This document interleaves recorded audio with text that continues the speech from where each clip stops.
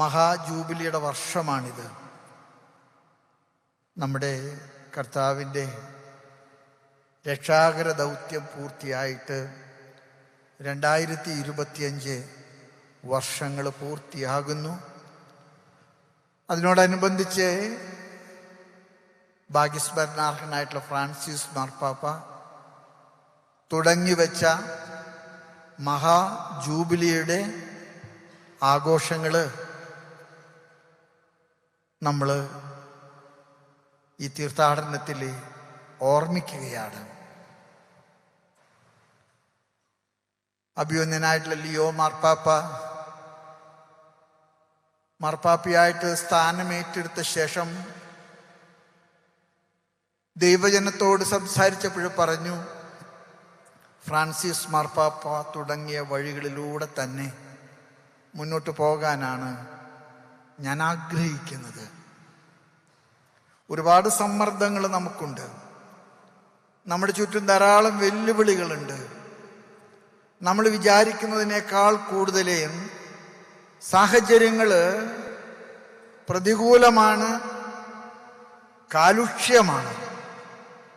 പക്ഷെ എന്നിരുന്നിട്ട് പോലും നമ്മൾ എടുത്ത മുദ്രാവാക്യം എന്താണ്?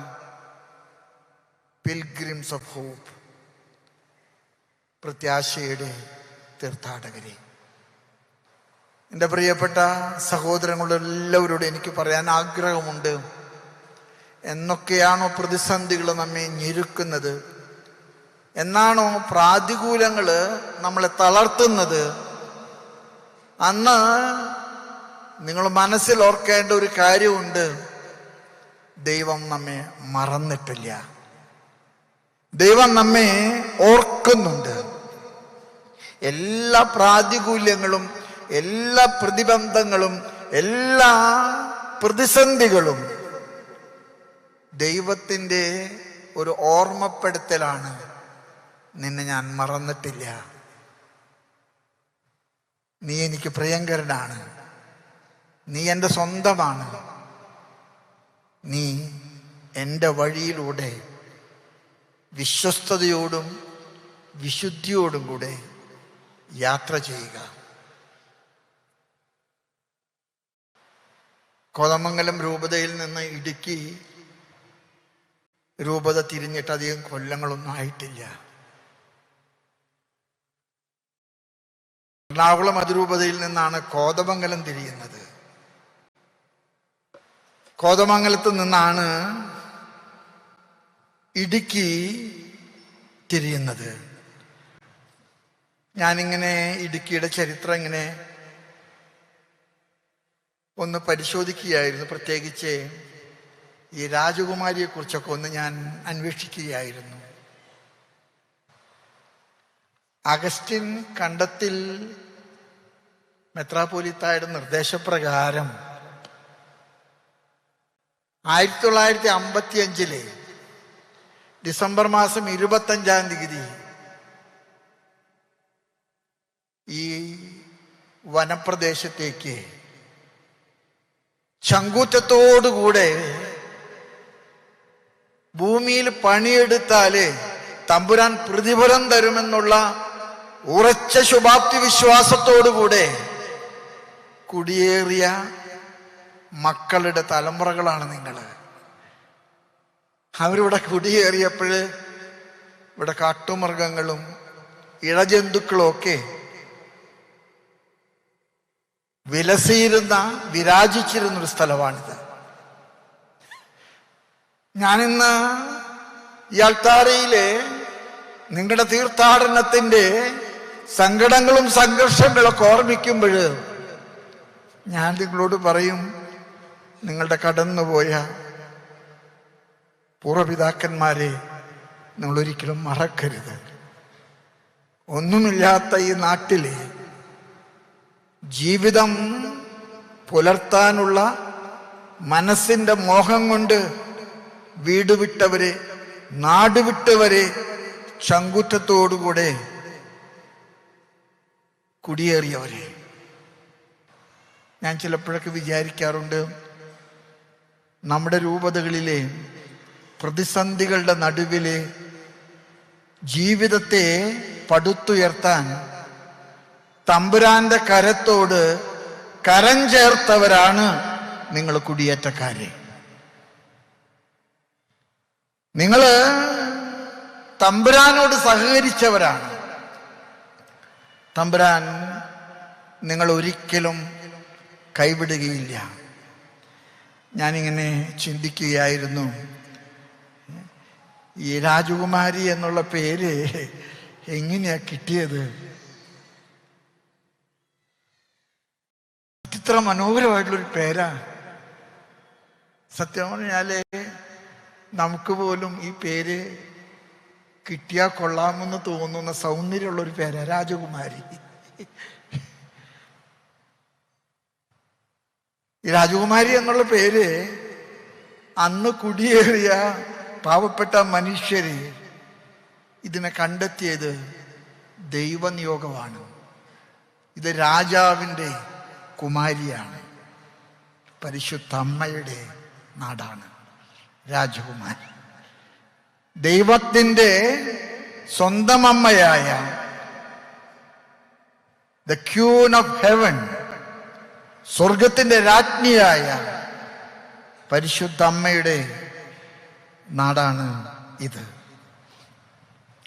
ഈ പ്രദേശത്തെ പടുത്തുയർത്താനായിട്ട് രൂപതയായതിനു ശേഷം അധ്വാനിച്ച ആനിക്കുഴിക്കാട്ടിൽ പിതാവിനെ ഞാൻ സ്നേഹത്തോടുകൂടെ ഒരുപാട് ആദരവോടുകൂടെ ഓർമ്മിക്കുകയാണ്. അദ്ദേഹം ഇങ്ങോട്ട് വരുന്ന സമയത്ത് ഇവിടെയുള്ളത് എന്തൊക്കെയാണെന്ന് നിങ്ങൾക്കെല്ലാം അറിയാം. അതിൽ നിന്ന് ഒരു പുതിയ ചുവടുവെപ്പ് അദ്ദേഹം പരിശ്രമിച്ചു. അദ്ദേഹം കടന്നുപോയെങ്കിലും അദ്ദേഹത്തിൻ്റെ ഓർമ്മകൾ നമുക്ക് ചുറ്റും നിറഞ്ഞു നിൽക്കുന്നുണ്ട്. ഞാൻ അദ്ദേഹത്തിൻ്റെ പാവന സ്മരണയ്ക്ക് മുൻപിൽ അതുപോലെ തന്നെ അന്ന് കഷ്ടപ്പെട്ട് വീരമൃത്യു വരിച്ച ഇവിടുത്തെ ആദ്യത്തെ മിഷണറി വൈദികരായിട്ടുള്ള എല്ലാവരുടെയും ഓർമ്മയ്ക്ക് മുൻപിൽ സിറോ മലബാർ സഭ തൊഴുകയോടുകൂടെ ആദരാഞ്ജലികൾ, സ്മരണാഞ്ജലികൾ അർപ്പിക്കുകയാണ്. രാജകുമാരിയിലെ 5 വർഷമായിട്ട് നടക്കുന്ന ഈ തീർത്ഥാടന പദയാത്ര, അത് ഓരോ വർഷം ചെല്ലുന്തോറും ആളുകളുടെ പ്രാതിനിധ്യം കൊണ്ടും ആളുകളുടെ സഹകരണം കൊണ്ടും വർദ്ധിച്ചു വരികയാണ്. ഞാൻ മനസ്സിലാക്കുന്നിടത്തോളം അടിമാലിയിൽ നിന്ന് ഇങ്ങോട്ട് 40-ൽ കൂടുതൽ കിലോമീറ്ററുകൾ ഉണ്ട്. അത് നടന്നു കയറാൻ നിങ്ങൾ കാണിക്കുന്ന ഒരു ഇഷ്ടമുണ്ട്. അത് നടന്നു കയറുമ്പോൾ നിങ്ങളുടെ ചുവടുവെപ്പുകളിലെ ഒരു താളക്രമമുണ്ട്. അത് നിങ്ങളുടെ കാരണവന്മാരുടെ വിശ്വാസ ജീവിതത്തിൻ്റെ സങ്കീർത്തനത്തിൻ്റെ താളക്രമമാണ്. നിങ്ങളുടെ കാരണവന്മാര് ഇവിടെ ജീവിക്കാൻ വേണ്ടി കടന്നു വന്നവരാണ്. ഇവിടെ ജീവിതം അവർക്ക് അനുകൂലമാകാൻ അവർ നടത്തിയ പോരാട്ടമുണ്ട്. ആ പോരാട്ടത്തിൽ ഇവിടെ മൺമറഞ്ഞു പോയ ധാരാളം മനുഷ്യരുണ്ട്. പക്ഷേ അവര് ഈ നാട്ടില് ചുവടുറപ്പിച്ചപ്പോൾ അവരാഗ്രഹിച്ച ആദ്യത്തെ കാര്യം എന്താണെന്നറിയാമോ? ഇവിടെ ഞങ്ങളുടെ വിശ്വാസം കാത്തു സൂക്ഷിക്കാൻ ഞങ്ങൾക്ക് പള്ളികൾ വേണം. അങ്ങനെ ഇവിടുത്തെ കുടിയേറ്റക്കാരുടെ ആഗ്രഹങ്ങള് ആദ്യം എറണാകുളം അതിരൂപതയിൽ നിന്നും പിന്നീട് കോതമംഗലം രൂപതയിൽ നിന്നും നിർവഹിച്ച് നമുക്ക് നൽകുകയുണ്ടായി. ഞാൻ ഈ ഓർമ്മപ്പെടുത്തലുകൾ നിങ്ങളോട് ചെയ്യുന്നത് വിശ്വാസത്തിൻ്റെ ഏറ്റവും വലിയ ആഘോഷം എന്ന് പറയുന്നത് ഓർമ്മകളുടെ കൊണ്ടാട്ടമാണ്. The celebration of the memories. അപ്പമെടുത്ത് മുറിച്ച് ശിഷ്യന്മാർക്ക് കൊടുത്തുകൊണ്ട് വാങ്ങി ഭക്ഷിക്കുവനെന്ന് കർത്താവ് അരുൾ ചെയ്തു. അവരെല്ലാം ഭക്ഷിച്ചു കഴിഞ്ഞപ്പോൾ കർത്താവ് അവർക്ക് കൊടുത്തൊരു കൽപ്പനയുണ്ട്. നിങ്ങൾ ഒന്നിച്ചു കൂടുമ്പോൾ ഇത് എൻ്റെ ഓർമ്മയ്ക്കായി ചെയ്യുവിൻ. നമ്മുടെ കത്തോലിക്ക വിശ്വാസത്തിലെ ഏറ്റവും ഗൗരവമായിട്ടുള്ള പാപം എന്ന് പറയുന്നത് അൾഷൈമറാണ്, ഓർമ്മക്കുറവ്. ഞാൻ കടന്നു വന്ന വഴികള്, എൻ്റെ കാരണവന്മാരെ നടന്നു നീങ്ങിയ കഷ്ടപ്പാടുകള് എല്ലാം എനിക്ക് അനുകൂലമാകുമ്പോൾ ഞാനത് മറക്കാൻ പിശാച് പ്രലോഭിപ്പിക്കും. അതുകൊണ്ട് തന്നെ ഞാൻ നിങ്ങളോട് പറയും, നിങ്ങളുടെ കാരണവന്മാരെ നടത്തിയ പോരാട്ടത്തിൻ്റെ, അവർ നടത്തിയ കഠിനാധ്വാനത്തിൻ്റെ ഒരു തിരിശേഷിപ്പാണ് ഈ തീർത്ഥാടന പദയാത്ര. ഈ തീർത്ഥാടന പദയാത്രയുടെ പിറകില് അവരുടെ ഓർമ്മകളാണ്. അവര് നടന്നു നീങ്ങിയ ഒരു ബസ്സില്ലാത്ത വഴി, ഒരു വാഹനം വരാത്ത വഴി, ഒരു ടൂ വീലർ പോലും ഇല്ലാത്തൊരു കാലഘട്ടത്തില് കിലോമീറ്ററുകൾ താണ്ടാൻ അവര് കാണിച്ച ഒരു ത്യാഗസന്നദ്ധതയുണ്ട്. ആ ത്യാഗസന്നദ്ധതയുടെ ഒരു മനോഹരമായിട്ടുള്ള തുടർച്ചയാണ് നിങ്ങളുടെ ഈ പദയാത്ര. സ്നേഹമുള്ളവരെ, ഇന്നത്തെ സുവിശേഷം മംഗളവാർത്ത സ്വീകരിച്ച മറിയത്തിൻ്റെ ഓർമ്മകളാണ്. മംഗളവാർത്ത സ്വീകരിച്ച മറിയം പറഞ്ഞു, ഇതാ കർത്താവിൻ്റെ ദാസി, നിന്റെ വാക്കുപോലെ എന്നിൽ സംഭവിക്കട്ടെ. മാലാഖ മറിയത്തോട് ഒരു കാര്യം മംഗളവാർത്തയുടെ കൂട്ടത്തിൽ അറിയിച്ചു. നിനക്കൊരു അടയാളമായിട്ട് ഞാൻ പറയുന്നു, നിന്റെ ഇളയമ്മയായ എലീശബ ഗർഭവതിയാണ്. അവള് ഗർഭവതിയാണ്. മംഗളവാർത്ത സ്വീകരിച്ച മറിയം എന്തു ചെയ്തു എന്ന് ഇന്നത്തെ സുവിശേഷം നമ്മളെ ഓർമ്മപ്പെടുത്തുന്നുണ്ട്. മംഗളവാർത്ത സ്വീകരിച്ച മറിയം ചെയ്തത് എന്താണെന്നറിയാമോ? അവൾ തിടുക്കത്തിൽ, എത്ര മനോഹരമാണ് ആ വാക്ക്, തിടുക്കത്തിൽ. മേരി ഇൻ ഹേസ്റ്റ്, എത്ര മനോഹരമാണ് പ്രയോഗം. ഞാൻ ഈ ഹേസ്റ്റ് എന്ന പദത്തിന് ഒരു വ്യാഖ്യാനം കണ്ടെത്താനായിട്ട് പല കമൻട്രികൾ ഇങ്ങനെ പരിശോധിച്ചപ്പോഴും ഒരു കമൻട്രി നൽകിയ ഒരു വ്യാഖ്യാനം എൻ്റെ മനസ്സിനെ വല്ലാണ്ട് സ്പർശിച്ചു. ചോദ്യക്കടലാസിൽ ഉത്തരം മുഴുവൻ എനിക്കറിയാം, പക്ഷെ എഴുതാൻ തിട്ടപ്പെടുത്തിയ സമയം പോരാണ്ട് വരുമ്പോൾ പരീക്ഷാ ഹാളിൽ ഇരിക്കുന്ന ഒരു കുട്ടി പേന കൊണ്ടും കടലാസ് കൊണ്ടും നടത്തുന്ന ഒരു മഹായുദ്ധമുണ്ട്. ആ യുദ്ധത്തിന്റെ പേരാണ് തിടുക്കം. തിടുക്കമുള്ള മറിയം. എൻ്റെ സ്നേഹമുള്ള സഹോദരങ്ങളെ, ഈ തിടുക്കക്കുറവിൻ്റെ വലിയ പരാജയങ്ങള് നമ്മുടെ സമൂഹത്തിൽ ഇന്നുണ്ട്. എല്ലാം കിട്ടിക്കഴിഞ്ഞു, എല്ലാ ആവശ്യത്തിനുണ്ട്, ഇനി ഒന്നും വേണ്ട, മിണ്ടാതിരിക്കുക. ഞാൻ ചിലപ്പോഴൊക്കെ വിചാരിക്കാറുണ്ട്, നമ്മുടെ സിറോ മലബാർ സഭയുടെ, സുറിയാനി സഭയുടെ ഒരു വലിയ പരാജയം എന്ന് പറയുന്നത് കൊത്താനും കിളയ്ക്കാനും നടാനും കൊയ്യാനും ഇന്ന് ആളുകളെ കിട്ടാനില്ല. കല്യാണ വേദികളില് ചെറുക്കൻ്റെ ജോലി എന്താ? കൃഷിയാണെന്ന് പറയുമ്പോൾ എന്നാ ഞങ്ങൾ പോട്ടെ കേട്ടാ, ഞങ്ങൾ പിന്നെ ആലോചിച്ചിട്ട് പറയാൻ കേട്ടാ.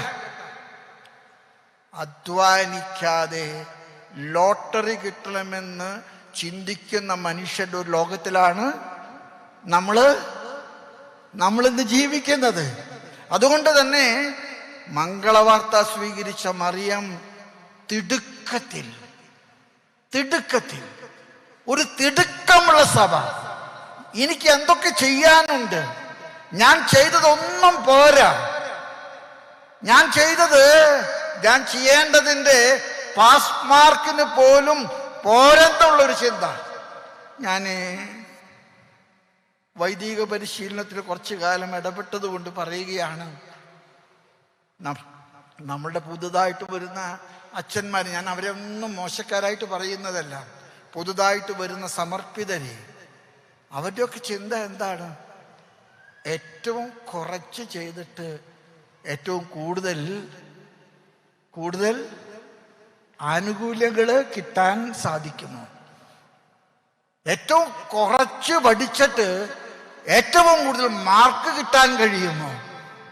അധ്വാനിക്കാതെ കഷ്ടപ്പെടാതെ ജീവിതത്തിൽ അഭിവൃദ്ധി ഉണ്ടാകണമെന്ന് ആഗ്രഹിക്കുന്ന മനുഷ്യരുടെ ഒരു സമൂഹമായിട്ട് നമ്മൾ മാറുന്നുണ്ടോ എന്ന് ഒരുപക്ഷെ ഈ തീർത്ഥാടനത്തിൻ്റെ വേളയിൽ നിങ്ങൾ ചിന്തിക്കണം.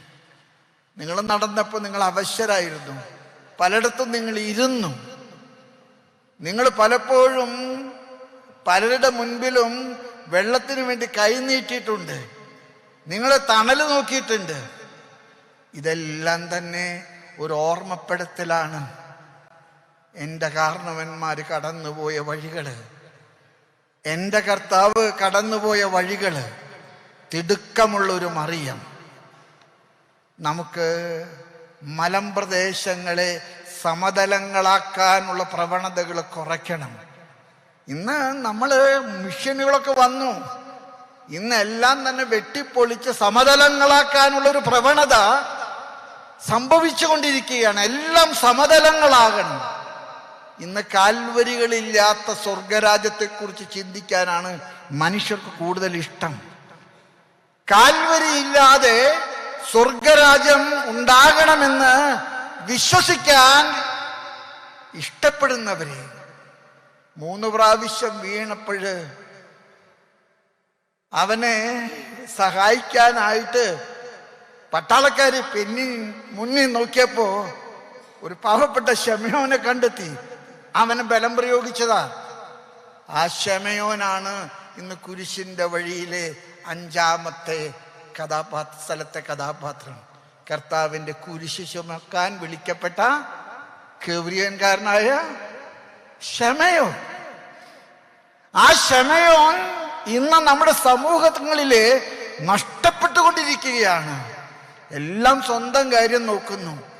ഞാൻ ചിലപ്പോഴൊക്കെ വിചാരിക്കാറുണ്ട്, ഈ ഡിജിറ്റൽ ലോകം വന്നപ്പോൾ, ടെലിവിഷനും ടെലഫോണും കമ്പിയില്ല കമ്പിയൊക്കെ വന്നപ്പോൾ നമ്മളെ സംബന്ധിച്ചിടത്തോളം ഇന്ന് സഹോദരങ്ങള് ഒരു ഡിജിറ്റൽ ബന്ധങ്ങളിലേക്ക് പോകുകയാണ്. അപ്പനും മക്കളും തമ്മിൽ ഫോണിൽ സംസാരിക്കുന്നു, സഹോദരങ്ങൾ തമ്മിൽ ഇമെയിലുകൾ അയക്കുന്നു. ഞാൻ ഈ വക വികസനങ്ങളെയൊക്കെ ഉൾക്കൊണ്ടുകൊണ്ട് തന്നെയാണ് സംസാരിക്കുന്നത്. പക്ഷെ ഇത് നമ്മുടെ സമൂഹത്തിൽ സൃഷ്ടിക്കുന്ന ഒരു അപജയമുണ്ട്. ആ അപജയം എന്താണ്? നേരിട്ട് കാണേണ്ടവരെ പലപ്പോഴും ഫോണിലൂടെ കാണുന്നു, വീഡിയോയിലൂടെ കേൾക്കുന്നു. മറിയം തിടുക്കത്തിൽ യാത്ര ചെയ്തു.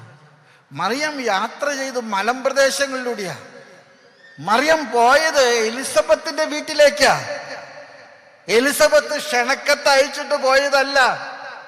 മാലാഖയിൽ നിന്ന് മറിയം കേട്ടു, എൻ്റെ ഇളയമ്മയായ എലിസബത്ത് വാർദ്ധക്യത്തിലെ ഗർഭവതിയാണെന്ന്. ഇളയമ്മയെ ശുശ്രൂഷിക്കാൻ സ്നാപക യോഹന്നാന്റെ ജനനം വരെ ഇളയമ്മയ്ക്ക് കൂട്ടിരുന്ന ഒരു മറിയമുണ്ട്. ആ മറിയം നടന്ന വഴികളാണ് മലമ്പ്രദേശങ്ങളിലൂടെയുള്ള തീർത്ഥാടനം, കഷ്ടപ്പാടുകളുടെ ലോകത്തിലേക്കുള്ള ഒരു തീർത്ഥാടനം. ആ തീർത്ഥാടനം ഞാനും നിങ്ങളും ഈ സമൂഹത്തിലെ തുടരണമെന്നാണ് ഞാൻ നിങ്ങളോട് പറയുക. പരിശുദ്ധ കന്യകാമറിയത്തിൻ്റെ ജനനപ്പെരുന്നാള് ഓർമ്മിക്കുകയാണ് നമ്മൾ. സെപ്റ്റംബർ 8 നമ്മൾ ഒരുങ്ങുന്നത്. സഭയുടെ ചരിത്രത്തിലെ 3 പേരുടെ ജന്മത്തിരുന്നാളുകളെ ആഘോഷിക്കാറുള്ളൂ. മരണത്തിരുന്നാളുകളാണ് സഭ ആഘോഷിക്കാറ്. പക്ഷെ 3 പേരുടെ ജനനത്തിരുന്നാൾ സഭ ആഘോഷിക്കുന്നുണ്ട്. കുട്ടികളോട് ഞാൻ ചോദിച്ചാൽ അവർ ഉത്തരം പറയുമെന്ന് എനിക്ക് ഉറപ്പുള്ളത് കൊണ്ട് ഞാൻ സമ്മതിക്കാതിരിക്കുക. കുട്ടികളുടെ മുഖത്ത് നോക്കുമ്പോൾ ഒക്കെ ഉത്തരം പറയാൻ തയ്യാറായിട്ടിരിക്കുന്ന പോലെ എനിക്ക് തോന്നുന്നുണ്ട്. ആദ്യത്തെ ജന്മപ്പെരുന്നാള് എന്താ? ഞാൻ ഒരു ക്ലൂ തരാം. നക്ഷത്രം.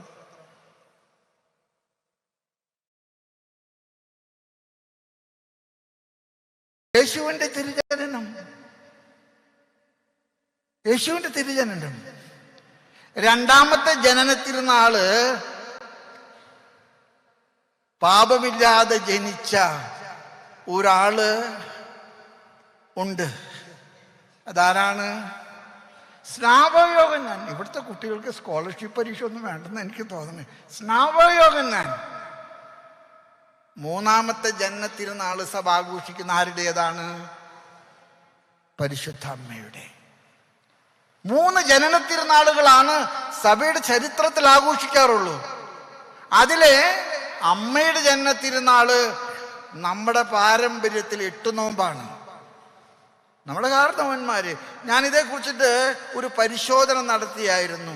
8 നോമ്പ് ആചരിച്ചുകൊണ്ട് മറിയത്തിന്റെ ജന്മത്തിരുന്നാൾ നടത്തുന്ന ഏക സഭ സിറോ മലബാർ അല്ലെങ്കിൽ മർത്തോമ ക്രിസ്ത്യാനികളാണ്. നമ്മുടെ സഭയാണ്. നമ്മുടെ പള്ളികളിൽ പകുതിയിൽ കൂടുതൽ പള്ളികളും മാതാവിൻ്റെ പള്ളികളാണ്. മാതാവിനോട് അമിതമായ അടുപ്പമുള്ള ഒരു സഭ. ഞാൻ നിങ്ങളോട് ഈ ജന്മത്തിരുന്നാളിലെ നിങ്ങൾക്ക് പരിശുദ്ധ അമ്മയെക്കുറിച്ചുള്ള ചില കാഴ്ചപ്പാടുകൾ പറയുമ്പോൾ ഞാൻ വെറുതെ നന്മ നിറഞ്ഞ മറിയമേ എന്ന പ്രാർത്ഥന മാത്രം ഓർക്കുകയാണ്. മാലാഖ മറിയത്തോട് പറഞ്ഞ വാക്കുകൾ മാത്രം ഒന്ന് ധ്യാനിച്ചു നോക്കിയേ. നന്മ നിറഞ്ഞവളെ നിനക്ക്. അത് നമ്മുടെ മുൻപിലെ ഒരു ചോദ്യമാണ്. ഞാൻ നന്മ നിറഞ്ഞവനാണോ? ഞാൻ നന്മ നിറഞ്ഞവളാണോ? എന്തുകൊണ്ടാണ് അവൾ നന്മ നിറഞ്ഞവളായത്? രണ്ടാമത്തെ വാക്കത് പറയും. കർത്താവ് ഉള്ളവരാണ് ക്രിസ്ത്യാനികള്. കർത്താവില്ലാത്തവർക്ക് ക്രൈസ്തവ പേര് മാത്രമേ ഉള്ളൂ. അവർക്ക് ക്രൈസ്തവ സാക്ഷ്യമില്ല. നന്മ നിറഞ്ഞവളെ നിനക്ക് സ്തുതി. കർത്താവ് നിന്നോട് കൂടെ. ഈ ലോകത്തിലെ ഒരു ക്രിസ്ത്യാനിക്ക് കിട്ടാവുന്ന ഏറ്റവും വലിയ അനുഗ്രഹം ഓണം ബമ്പറല്ല, കർത്താവ് നിന്നോട് കൂടെയാണ്. നീ സ്ത്രീകളിൽ അനുഗ്രഹീതയാണ്. കാരണം എന്താണ്? കർത്താവ് നിന്നോട് കൂടെ. സ്നേഹമുള്ളവരെ, ഇവിടെ നമ്മൾ മറക്കാതെ ഓർക്കേണ്ട ഒരു കാര്യമുണ്ട്. കർത്താവ് മറിയത്തിലേക്ക് വന്നത് പരിശുദ്ധാത്മാവ് വഴിയായിട്ടാണ്. നമ്മുടെ കുർബാനയിൽ നിങ്ങൾ ശ്രദ്ധിച്ചു നോക്കിയിട്ടുണ്ടോ എന്ന് എനിക്കറിയാൻ പാടില്ല. ഇതെൻ്റെ ശരീരമാകുന്നു, ഇതെൻ്റെ രക്തമാകുന്നു എന്ന് പറയുമ്പോൾ അത് കർത്താവിൻ്റെ ശരീരവും രക്തവുമായി. പക്ഷെ 2 പേജ് മറിച്ചു കഴിയുമ്പോൾ നമ്മൾ വീണ്ടും പറയുന്നുണ്ട്, കർത്താവായ ദൈവമേ, നിന്റെ പരിശുദ്ധാത്മാവ് എഴുന്നള്ളി വരട്ടെ. അപ്പവും വീഞ്ഞും കർത്താവിന്റെ ശരീരവും രക്തവും ആയെങ്കില് പിന്നെ എന്തിനാ പരിശുദ്ധാത്മാവ്? ക്രിസ്മസ് പൂർത്തിയാകുന്നത് പന്തക്കുസ്തായിലാണ്. കർത്താവേ, നിന്റെ പരിശുദ്ധാത്മാവ് എഴുന്നള്ളി വരട്ടെ. നമ്മൾ മറക്കാതെ ഓർക്കേണ്ട ഒരു വലിയ സത്യമാണ്. പരിശുദ്ധാത്മാവിൻ്റെ നിറവുള്ള ജീവിതമാണ് ക്രൈസ്തവ സാക്ഷ്യം. ഇന്ന് ചിലപ്പോഴൊക്കെ എനിക്ക് തോന്നിയിട്ടുണ്ട്, ഈ കരിസ്മാറ്റിക് പ്രാർത്ഥനാ ഗ്രൂപ്പുകാരെ പരിശുദ്ധാത്മാവിനെ മൊത്തമായിട്ട് ഏറ്റെടുത്തിരിക്കുകയാണ്. പരിശുദ്ധാത്മാവിനെ മൊത്തമായിട്ട് അവർ ഏറ്റെടുത്തിരിക്കുക. അല്ല മക്കളെ, എല്ലാവർക്കും ഞാൻ പട്ടം കൊടുക്കുന്ന കർമ്മങ്ങളെ ഒന്ന് ഓർമ്മിപ്പിക്കുക നിങ്ങളോട്. പട്ടം കൊടുക്കുന്ന കർമ്മത്തിലെ കൈവെപ്പ് ശുശ്രൂഷയ്ക്ക് മുൻപായിട്ട് അഭിമന്യ പിതാവ് കരങ്ങൾ സ്വർഗത്തിലേക്ക് ഉയർത്തിയിട്ട് ഗായക സംഘത്തോടൊപ്പം പാടുന്നൊരു പാട്ടുണ്ട്. പരിശുദ്ധാത്മാവേ പരിശുദ്ധാത്മാവേ എഴുന്നള്ളി വരണമേ. കർത്താവിന്റെ ആത്മാവ് എഴുന്നള്ളി വരുമ്പോഴാണ് ഷമ്മാശൻ ആരായിട്ട് മാറുന്നത്? വൈദികനായിട്ട് മാറുന്നത്. പരിശുദ്ധാത്മാവേ എഴുന്നള്ളി വരണമേ. അതുകൊണ്ട് തന്നെ മറിയത്തിൻ്റെ ജനന തിരുനാൾ കൊണ്ടാടുമ്പോൾ എനിക്ക് നിങ്ങളോട് പറയാൻ ആഗ്രഹമുണ്ട്. പരിശുദ്ധാത്മാവിനോടുള്ള സംസർഗമാണ് മറിയത്തിൻ്റെ ജീവിതത്തിൽ യേശുവിനെ ഗർഭം ധരിക്കാൻ കാരണമായത്. പരിശുദ്ധാത്മാവിൻ്റെ സംസർഗമാണ്. ഞാൻ നിങ്ങളോട് എല്ലാവരോടും പറയാൻ ആഗ്രഹമുണ്ട്, മറിയത്തിന് സംഭവിച്ചത് നമുക്ക് സംഭവിക്കുമ്പോഴാണ് നമ്മുടെ ക്രൈസ്തവ ജീവിതം ക്രൈസ്തവ സാക്ഷ്യമായിട്ട് മാറുന്നത്. നമ്മുടെ ക്രൈസ്തവ ജീവിതം ക്രൈസ്തവ സാക്ഷ്യമായിട്ട് മാറുന്നത് പരിശുദ്ധാത്മാവിന്റെ നിറവില് ഞാനും നിങ്ങളും പ്രവർത്തിക്കുമ്പോഴാണ്. മറിയം തിടുക്കത്തിൽ മലമ്പ്രദേശത്തോടെ യാത്ര ചെയ്തു. അവൾ എത്ര മാസത്തോളം എലിസബത്തിന്റെ കൂടെ താമസിച്ചു? 6-ാം മാസമാണ് അവൾക്ക് അറിയിപ്പ് കിട്ടുന്നത്. 3 മാസം എലിസബത്തിന്റെ കൂടെ താമസിച്ചു. സ്ത്രീകളാണ് എന്നോട് ഉത്തരം പറയേണ്ടത്. ആ 3 മാസം കൂടുമ്പോ എന്താ സംഭവിക്കുക? സ്നാപകന്റെ ജനനം. സ്നാപകന്റെ ജനനം വരെ അവൾ എലിസബത്തിന്റെ കൂടെ താമസിച്ചു. എന്നെ കേൾക്കുന്ന എൻ്റെ വാത്സല്യമുള്ള എല്ലാ മക്കളോടും എനിക്ക് പറയാൻ ആഗ്രഹമുണ്ട്, നമ്മുടെ ജീവിതത്തിൽ ജനനമുണ്ടാകണം. നമ്മുടെ ജീവിതത്തിൽ ജനനമുണ്ടാകണം. ജനനമുണ്ടാകണം. ഇന്ന് ആർക്കും സ്ഥലം വേണ്ട. കാരണം സ്ഥലത്ത് കൊത്തിക്കളയ്ക്കാൻ ആളില്ല, ആളുകളെ കിട്ടാനില്ല. നമുക്ക് നമ്മുടെ ജനസംഖ്യ നമ്മിൽ ഉളവാക്കുന്ന ഒരു വലിയ പേടിയുണ്ട്. ജനസംഖ്യ നിരക്കില് നമ്മുടെ സമുദായം വളരെ താഴോട്ട് പോയിക്കൊണ്ടിരിക്കുകയാണ്. ചിലപ്പോഴൊക്കെ എൻ്റെ മനസ്സിൽ തോന്നിയിട്ടുണ്ട്, നമ്മൾ തന്നെയാണ് ഒരു വിധത്തിലെ ജനന നിയന്ത്രണം നടപ്പാക്കുന്നതിലെ ആളുകളെ പ്രലോഭിപ്പിച്ചത്. പറ്റാവുന്നിടത്തോളം മതിയിട്ടാ, അതിൽ കൂടുതലൊന്നും വേണ്ട. ഏറിയാൽ ഒരാണ്, പിന്നൊരു പെണ്ണ്, കണക്ക് തെറ്റ 3. അല്ല, നിങ്ങൾ ആകാശത്തിലെ നക്ഷത്രങ്ങൾ പോലെ ഭൂമിയിലെ മണൽത്തരി പോലെ വർദ്ധിക്കുക എന്ന് പറഞ്ഞ കർത്താവ് ഈ ജനനത്തിരുനാളിലെ നമ്മുടെ മുൻപിൽ വെക്കുന്ന ഒരു വെല്ലുവിളിയുണ്ട്. മലമ്പ്രദേശങ്ങൾ ചവിട്ടിക്കയറുമ്പോൾ നമുക്ക് വരുന്നൊരു സമൃദ്ധിയുണ്ട്. ആ സമൃദ്ധി കാശും പുത്തനും മാത്രമൊന്നുമല്ല, ആ സമൃദ്ധി നമ്മുടെ മക്കളുടെ എണ്ണത്തിലുള്ള വർധനവിലും കൂടിയുണ്ട്. ആകാശത്തിലെ നക്ഷത്രങ്ങൾ പോലെ എന്ന് കർത്താവ് പറഞ്ഞു, ഭൂമിയിലെ മണൽത്തരി പോലെ എന്ന് കർത്താവ് പറഞ്ഞു. ഈ പരിശുദ്ധ അമ്മയുടെ ജനനത്തിരുന്നാളിൽ ഞാൻ നിങ്ങളോട് പറയും, ഈ ഓർമ്മപ്പെടുത്തലിന്റെ പിറകിലെ കർത്താവ് നമ്മോട് കൈമാറാൻ ആഗ്രഹിക്കുന്ന ചില സന്ദേശമുണ്ട്. ആ സന്ദേശം ഉൾക്കൊള്ളാൻ നമുക്ക് കഴിയട്ടെ. ആത്മാവ് നിറവിലെ മക്കൾക്ക് ജന്മം കൊടുക്കാൻ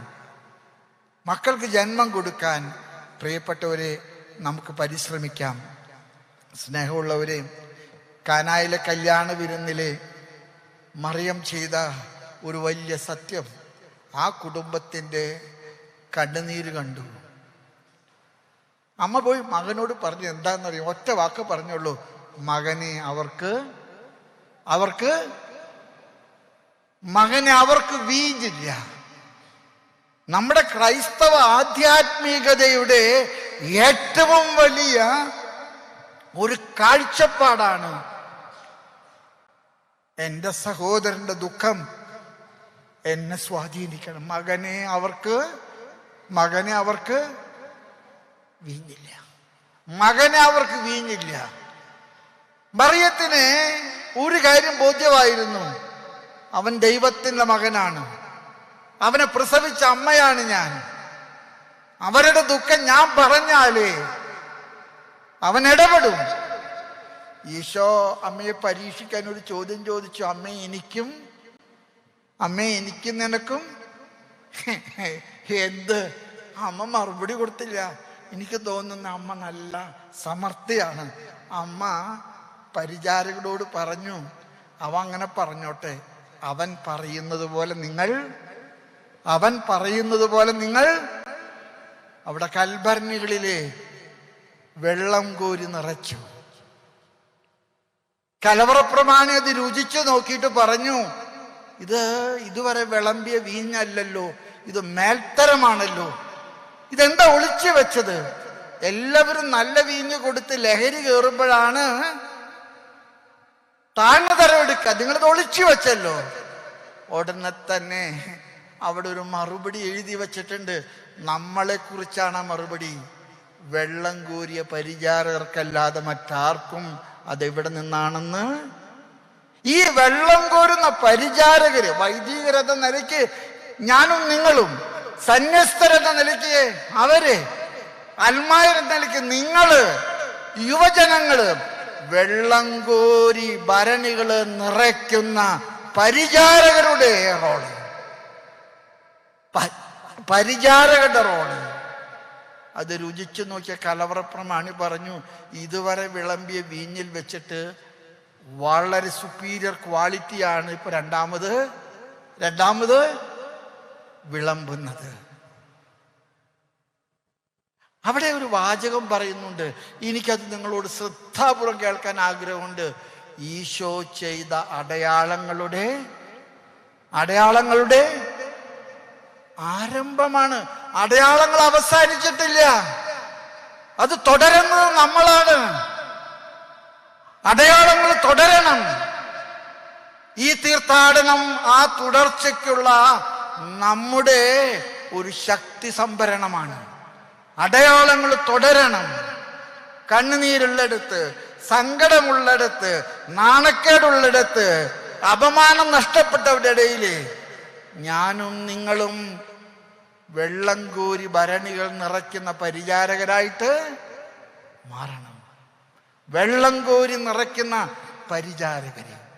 സ്നേഹമുള്ളവരെ, ഈ ജന്നത്തിരുനാളിന് ഒരുക്കമായിട്ടുള്ള 6-ാം ദിവസം നിങ്ങൾ നടത്തിയ ഈ വലിയ തീർത്ഥാടനം നിങ്ങളെ സംബന്ധിച്ച് നൽകുന്ന സന്ദേശം, നിങ്ങൾ കർത്താവിൻ്റെ തീർത്ഥാടനത്തിലെ തീർത്ഥാടകരാണ്. അതുകൊണ്ടാണ് മാർപ്പാപ്പ പറഞ്ഞത് പിൽഗ്രിംസ് ഓഫ് ഹോപ്പ്, പ്രത്യാശയുടെ തീർത്ഥാടകരെ. നമുക്ക് ബുദ്ധിമുട്ടുകളുണ്ട്, ധാരാളം പ്രതിസന്ധികളുണ്ട്. പക്ഷേ ഈ പ്രതിസന്ധികളുടെ നടുവിലൊന്നും തന്നെ ആയുധം താഴെ വെച്ചിട്ട് കൈകെട്ടിയിട്ട് എനിക്ക് പറ്റുകയില്ല എന്നല്ല പറയേണ്ടത്. നമ്മൾ യുദ്ധത്തിലെ മുന്നണി നിന്ന് കർത്താവിൻ്റെ ദൗത്യം തുടരണം. അതവൻ്റെ അടയാളങ്ങളുടെ ആരംഭമായിരുന്നു. അടയാളങ്ങൾ തുടരാൻ ഞാനും നിങ്ങളും കർത്താവിൻ്റെ കൈകളിലെ ഉപകരണങ്ങളാണെന്ന് തിരിച്ചറിവിൽ ജീവിക്കാൻ നിങ്ങൾക്ക് കഴിയട്ടെ.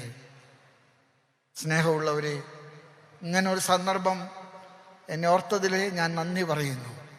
പക്ഷേ ഞാൻ നിങ്ങളുടെ കൂടെ ആയിരിക്കുമ്പോൾ എനിക്ക് നിങ്ങളോട് പറയാൻ ഒറ്റ സന്ദേശമുള്ളൂ, നമ്മുടെ തീർത്ഥാടനം അവസാനിച്ചിട്ടില്ല. ഈ കുർബാന കഴിയുമ്പോൾ നമ്മുടെ തീർത്ഥാടനം അവസാനിച്ചു എന്ന് നിങ്ങൾ കരുതരുത്. നമ്മുടെ തീർത്ഥാടനം തുടരുകയാണ്. ആ തീർത്ഥാടനം കർത്താവിൻ്റെ 2ാമത്തെ ആഗമനം വരെ തുടരാനായിട്ട് ഞാനും നിങ്ങളും കരം കോർക്കണം. ഞാനും നിങ്ങളും കഠിനാധ്വാനം ചെയ്യണം. ഞാനും നിങ്ങളും പരസ്പരം സഹായിക്കുന്നവരാകണം.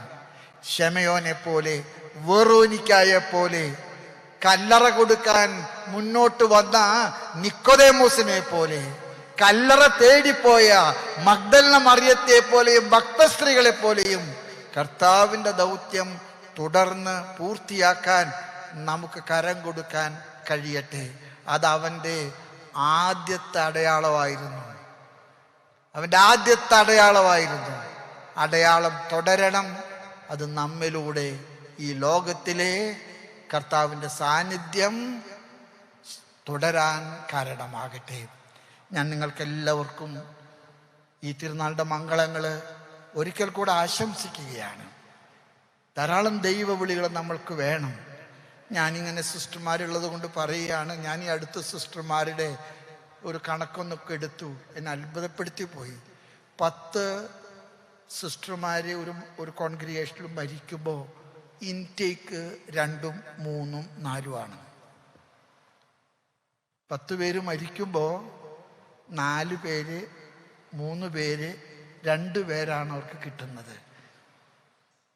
വൈദിക ദൈവവിളികളും കുറഞ്ഞുവെന്ന് ഞാൻ പറയില്ല, പക്ഷെ ശുഭകരമല്ല. അതുകൊണ്ട് തന്നെ നമുക്ക് കുറെ കൂടെ ദൈവവിളികൾക്ക് വേണ്ടി പ്രാർത്ഥിക്കണം. പരിശുദ്ധ അമ്മയുടെ മാധ്യസ്ഥം നിങ്ങൾ തേടണം. നമ്മുടെ കുടുംബങ്ങളിലെ പ്രാർത്ഥനകൾ, നമ്മുടെ കുടുംബങ്ങളിലെ സൽക്കർമ്മങ്ങൾ, ഇതൊക്കെ വഴി നമ്മുടെ മക്കളെ വൈദിക ജീവിതത്തിലേക്കും സമർപ്പിത ജീവിതത്തിലേക്കൊക്കെ നമ്മൾ പ്രോത്സാഹിപ്പിക്കണം. ഞാൻ ദീർഘമായിട്ട് സംസാരിച്ചെന്ന് എനിക്ക് തന്നെ തോന്നുന്നുണ്ട്. ഞാൻ ഇത്രയൊന്നും ഇപ്പോൾ പറയാറില്ല. നിങ്ങളെന്നെ കേട്ടിരുന്നതിൽ ഞാൻ നിങ്ങളോട് നന്ദി പറയുന്നു. നിങ്ങൾക്കെല്ലാവർക്കും ദൈവാനുഗ്രഹം ഉണ്ടാകട്ടെ. നിങ്ങൾ പ്രാർത്ഥിക്കുന്നുണ്ട് എനിക്ക് വേണ്ടി എന്ന് എനിക്കറിയാം. നമ്മുടെ സഭയ്ക്ക് വേണ്ടി പ്രാർത്ഥിക്കുന്നുണ്ട്. നിങ്ങളുടെ പ്രാർത്ഥനകൾ താഴ്മയോടുകൂടി ഞാൻ യാചിക്കുന്നു, അപേക്ഷിക്കുന്നു. ദൈവം നിങ്ങളെല്ലാവരെയും അനുഗ്രഹിക്കട്ടെ. ഞാൻ നിങ്ങളെ ഓർത്ത് പ്രാർത്ഥിക്കുന്നതാണ്. പിതാവിൻ്റെയും പുത്രൻ്റെയും പരിശുദ്ധാത്മാവിൻ്റെയും നാമത്തിൽ.